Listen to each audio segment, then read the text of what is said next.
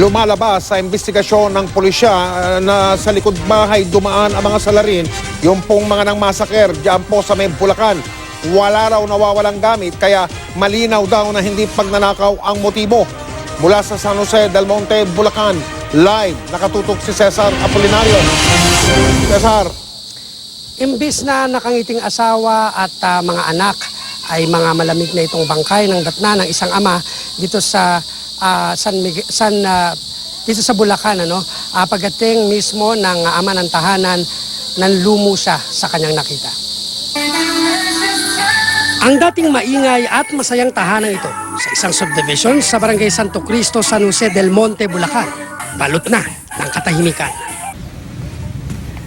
Kanina natagpo ang wala ng buhay ang ina ng tahanan na nakilalang si Estrella Carlos, 28 taong gulang. Mismo ang mister ng biktima na si Dexter Carlos Sr. na galing pa raw ng paggagwardya sa Makati ang nakadiskubre sa kanyang asawang nakahandusay sa mismong tapat ng bukas na pinto sa likurang bahagi ng bahay. Tadtad ng saksak sa iba't ibang parte ng katawan. Ganito rin ang inabot ng bulag na biyanan niyang si Auring Dizon. Ang sumunod na mga tagpo, halos ikawala daw ng kanyang uliran. May tama ng saksak sa likod ang bunsong si Dexter Carlos Jr., 1 taong gulang. Tama naman sa leeg ang kinamatay ng 11 taong gulang na si Donnie. Habang ang 7 taong gulang na si Ella, may saksak sa dibdib at sa tiyan. Puro pinagsasaksak yung bulag na nabiyanan ko, rinip pa Sa paunang investigasyon na lamang walang gamit na ninakaw sa mga biktima, maliban sa 2 kitchen knife na posibleng ginamit daw sa pagpatay sa mag-iina at sa lola nito.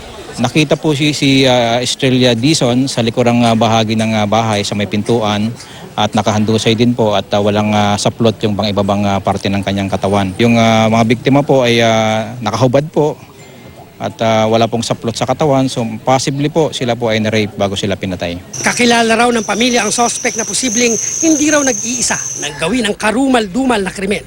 Ininspeksyon ang bakod sa likurang bahagi ng compound at nakita ang nakataas na mga wire, pati ang marka sa mga pader. Sa pinto sa likod ng bahay raw posibleng dumaan ng mga suspect na ang tanging pakay raw ay ang panggagahasa. Sabi ng mga PNP, hindi lang isang tao, siguro grupo daw yung manat. Kahit man lang sana, tinira yung mga anak ko.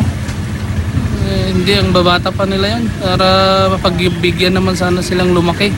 Lahat ng may access po sa bahay nila, either dahil sa kanilang pagpapaigib ng tubig at yung kanyang mga kapitbahay at saka yung tricycle drivers po na nandito po sa palibot na nakaparada po sa harap ng kanilang bahay, ayan pong lahat ay ating tinitingnan.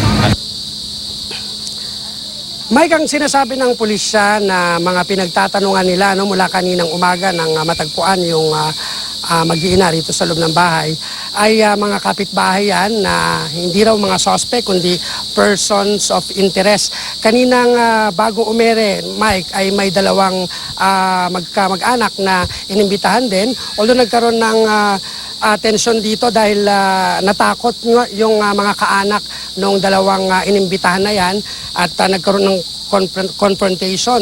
At sinabi ng mga kamag-anak na wag dalhin, pero kailangan pa rin dalhin, Mike, dahil nga persons of interest yung 2 na yon. At pinaliwanag mismo sa pamilya na hindi mga suspect, inimbitahan para lang tanungin dyan sa police station para nga raw makatulong sa pagresolba ng kaso. Mike? Maraming salamat, Cesar Apolinario.